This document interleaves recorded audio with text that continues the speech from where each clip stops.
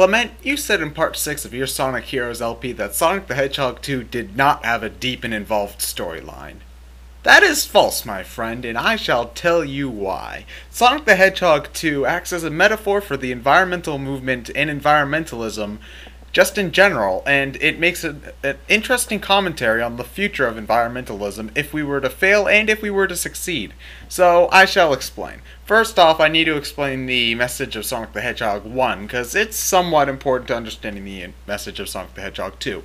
Sonic the Hedgehog 1 has a very simple message, mostly that, you see, you've got Dr. Eggman who is trying to conquer the world by turning robots into animals. An obvious message about the impact of industrialization on the environment. It's up to Sonic, who I guess could be a metaphor for the environmental movement, to stop Eggman, who is trying to take over the world through destroying the environment, which could be oil companies or whatever. So yeah, Sonic the Hedgehog 1 has a pretty pro-environmentalist message, but that's about it, you know, it doesn't get much deeper than that. And I guess it doesn't need to, but Sonic the Hedgehog 2 goes even deeper. You see, that is mostly due to the introduction of Tails and Super Sonic.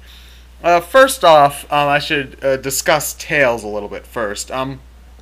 Tails, for the most part, represents a younger generation. You know, he's younger than Sonic, he looks up to Sonic.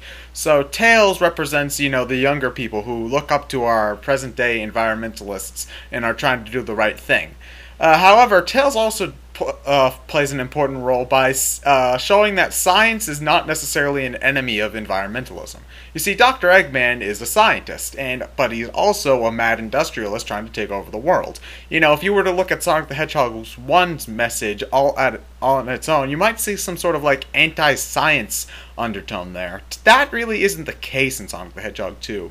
Yes, at that point, Tails didn't really develop his sort of inventor persona. That didn't really show up until Adventure 2-ish. But at that point, Tails was the person who did invent the tornado, the plane. So it does show that science and environmentalism can coexist, and they should coexist if you want to make a better future.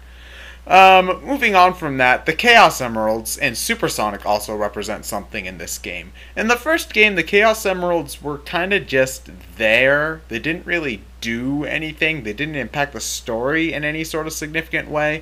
So I'm inclined to just ignore them for Sonic the Hedgehog 1. But in Sonic the Hedgehog 2, they represent the sort of all of the means and ways necessary for environmentalists to combat industrialism and to improve the environment in general. If Sonic collects all of the Chaos Emeralds, i.e. uses every means that he has in order to make the environment better and destroy the people who are trying to destroy the environment, he becomes Supersonic.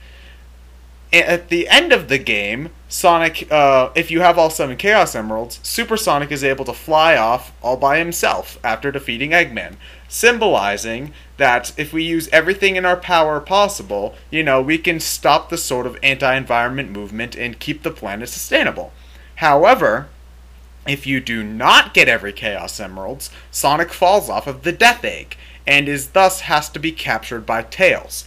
Now, remember, I said that Tails is sort of a symbol for the younger generation, meaning that if we don't do everything in our power to stop the environmental message, to stop the degradation of the environment now, it's going to fall onto the younger generation who will have to clean up our mess.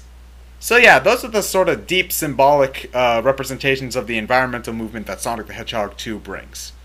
You know, so when you said that Sonic the Hedgehog 2 doesn't have a deep and thoughtful storyline, I guess you were wrong, Clement. Or I could just be pulling this out of my ass. I guess you can choose.